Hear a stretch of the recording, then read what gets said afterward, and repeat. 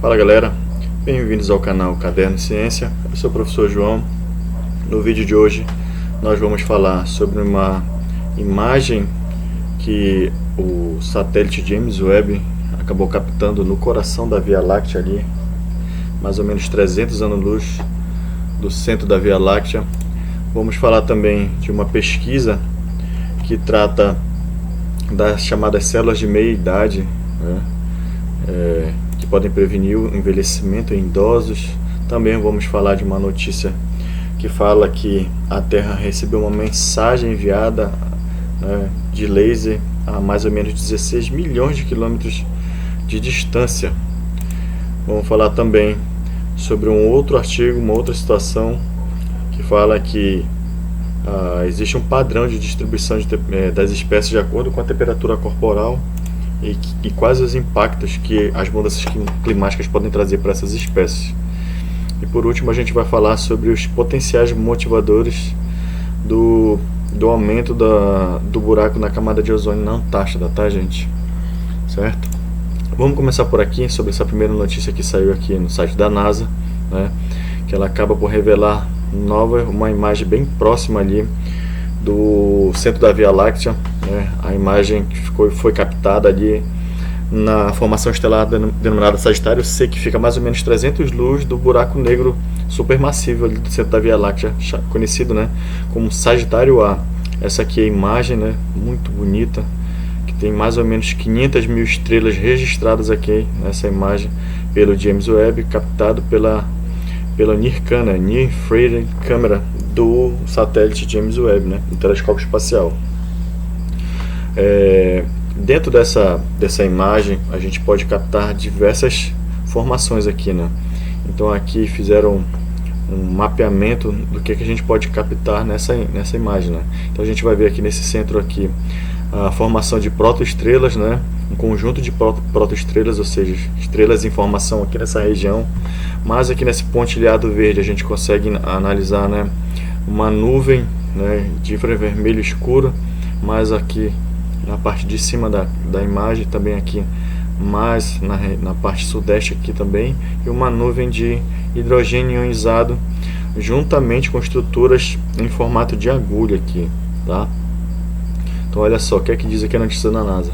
A cerca de 25 mil anos-luz da Terra, o centro galáctico está suficientemente próximo para estudar estrelas individuais com o telescópio Webb, permitindo aos astrônomos reunir informações sem precedentes sobre como as estrelas se formam e como este processo pode depender do ambiente cósmico, especialmente em comparação com outras galáxias, né? Por exemplo, as estrelas mais massivas são formadas no centro da Via Láctea em oposição às bordas dos seus braços espirais, né? Aí o questionamento que os pesquisadores fazem, e a imagem do Webb é impressionante, e a ciência que eles vão obter ainda melhor, disse o Crowell. As estrelas massivas são fábricas que produzem elementos pesados nos seus núcleos nucleares, por isso compreendê-las melhor é como aprender a história de origem de grande parte do universo, né? Então aí uma imagem extremamente importante, né, que o satélite acabou captando aí, tá? Uma outra notícia que saiu no dia 22 de novembro sobre uma pesquisa que trata das chamadas células de meia-idade e o estudo delas, como acontece, né, no envelhecimento em idosos, né? Então o que é que se fala, né? Acredita que processo biológico de envelhecimento resulta em grande parte do acúmulo de células senescentes, né? Mas aí o que seriam células senescentes? Eu também não sabia, vim dar uma pesquisada. A senescência celular é um processo biológico em que as células do corpo humano perdem a capacidade de se dividir, mas não morrem. Assim, surgem as células senescentes, popularmente conhecidas como células zumbis, que permanecem circulando no corpo humano e se acumulam em diferentes órgãos, né? Então, no entanto, o presente estudo identificou um subconjunto de fibroblastos e células musculares lisas, que são os principais constituintes do estroma de órgãos, né? Então a pesquisa fala o seguinte, né, que o acúmulo de células senescentes, né, essas células zumbis nos tecidos, é um fator bem conhecido do envelhecimento dos órgãos e do processo geral de envelhecimento, né? Vários estudos, incluindo, né, camundongos e humanos idosos, revelaram consistentemente o acúmulo dessas células com a progressão do envelhecimento. As células senescentes acumuladas desempenham um papel significativo, pois provocam uma interrupção na proliferação de células funcionais, resultando em disfunção orgânica. Além disso, as células zumbis afetam significativamente o microambiente circundante, induzindo inflamação crônica estéril através da secreção de fenótipos secretores. Embora se saiba que o acúmulo de células senescentes nos tecidos dos idosos está relacionado ao envelhecimento tecidual, ele não constitui por si só a maioria das células do tecido. Além disso, se entende que essas células no tecido idoso ainda se proliferam. No entanto, a razão para o declínio da função orgânica nos idosos, à medida que envelhece, permanece obscura, Portanto, os pesquisadores levantaram a hipótese de que pode haver um subconjunto de células num chamado estágio intermediário do processo de células zumbis dentro do tecido, que impacta significativamente, em última análise, levando à disfunção orgânica nos idosos. Então, o estudo propõe a existência de células em estágio intermediário, que não são nem jovens, nem células zumbis. O estudo acabou chamando essas células de células de meia-idade, que provavelmente se acumulam na região estromal dos tecidos, por diversas razões. Então aqui é um estudo bastante comprido, com seus resultados aqui, vou deixar o link para vocês tiverem a oportunidade de ler todo o estudo, bastante interessante, Mais um estudo aí que vai acontecendo, que vai trazendo um novo olhar sobre um envelhecimento, Sabe que esse não é o primeiro estudo, nem é o último, mas que esse acúmulo ao longo do tempo sobre o processo de envelhecimento e como ele pode ser retardado, parece que vai criando um corpo ao longo dessa década e quem sabe nos próximos anos a gente pode estar diante de uma pesquisa que vai realmente conseguir retardar o envelhecimento celular, Essa é a esperança de muitos pesquisadores que estão envolvidos com esse tipo de pesquisa.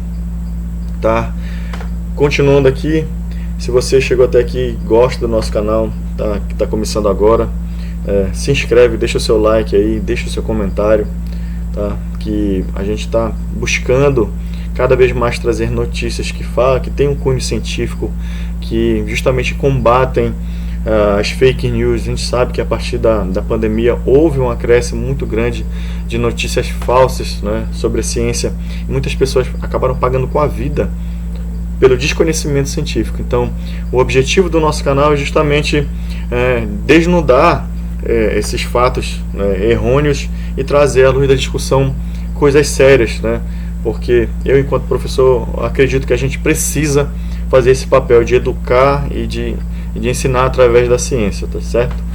Galera, então essa notícia foi o seguinte, A NASA conseguiu enviar uma mensagem a 16 km de distância, 40 vezes a distância entre a Lua e a Terra, Então, através de uma mensagem via laser, ela conseguiu quebrar esse recorde de maior distância, de percorrimento de uma distância de uma mensagem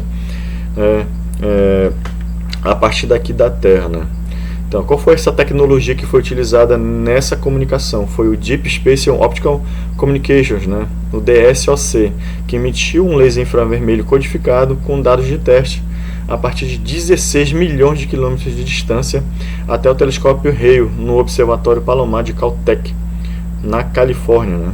Mas o que é esse DSOC? É um experimento tecnológico que está instalado na sonda PHYSIC e tem o objetivo de alavancar a transmissão de dados entre espaçonaves e as equipes em solo. Por que é interessante essa informação, esse artigo, essa notícia? Porque normalmente os humanos eles conseguem se comunicar através de ondas de rádio, com locais mais distantes. No entanto, a gente sabe que para fazer uma viagem espacial, como a NASA vem projetando e outras agências, como a própria SpaceX planeja fazer uma viagem até Marte, é preciso desenvolver um tipo de tecnologia que ele possa ultrapassar essas barreiras gigantescas do espaço, que a gente sabe que são imensas.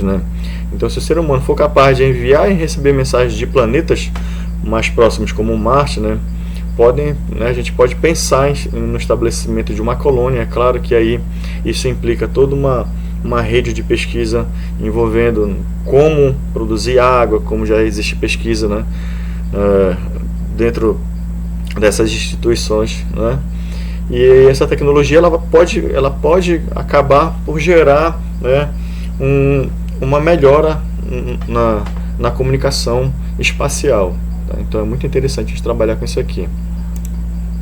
Uma outra pesquisa interessante também que fala aqui, ó, sobre a mudança de padrão de distribuição de espécies, né, de animais, principalmente de sangue frio, e a partir de temperaturas e latitudes diferentes, tá, gente? Deixa eu ver se eu consigo aqui fazer a tradução para o português da página. Mas essa notícia basicamente fala que os animais de sangue frio, eles são muito influenciados por essas mudanças de temperatura que vem acontecendo, principalmente a partir dessas alterações climáticas que vem acontecendo aí no último século, né? Então, a localização e a dispersão do hábitat desses animais também está ligado com a latitude, né? Então o artigo fala que quanto maior a latitude de uma espécie, menor a tendência dele viver em áreas cercadas com uma temperatura, né, diferente do seu corpo. Então as mudanças climáticas podem afetar diretamente o desenvolvimento, né, dessas espécies nos próximos anos. E esse artigo foi publicado na revista Nature, Ecology e Evolution, né, e ela teve ali a bióloga Nick Moore como a principal investigadora, tá, gente?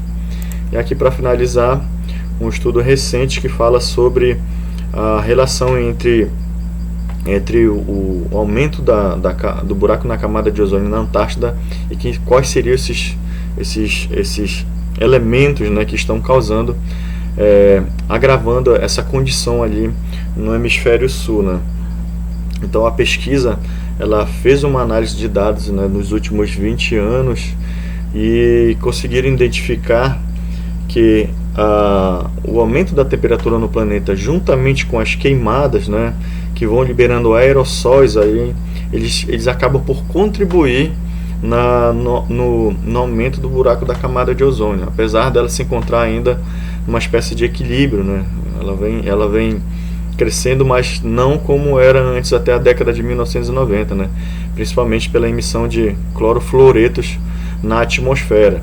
Então esse estudo, ele traz dados bastante interessantes sobre como se desenvolve, né, como está sendo desenvolvido o buraco na camada de ozônio, e ele traz informações interessantes sobre a latitude, quais períodos dos meses do ano que acabam por influenciar mais ainda esse fenômeno, né, no continente antártico, né? Por exemplo, esse gráfico aqui mostra nessa região mais em azul a ocorrência, principalmente, se eu não me engano, entre setembro e outubro, que parece que tem uma mudança climática, né, ali do tempo, que acaba por contribuir com o aumento do aprofundamento do buraco na camada de ozônio. Então esse estudo também é bastante grande, complexo, e eu vou deixar disponível aqui para vocês acompanharem aí, tá, gente? Então mais uma vez reafirmando e agradecendo a presença de quem ficou até o final do vídeo, muito obrigado. Eu espero que você possa se inscrever e contribuir para a divulgação ampla da ciência, certo, gente? Muito obrigado e até a próxima.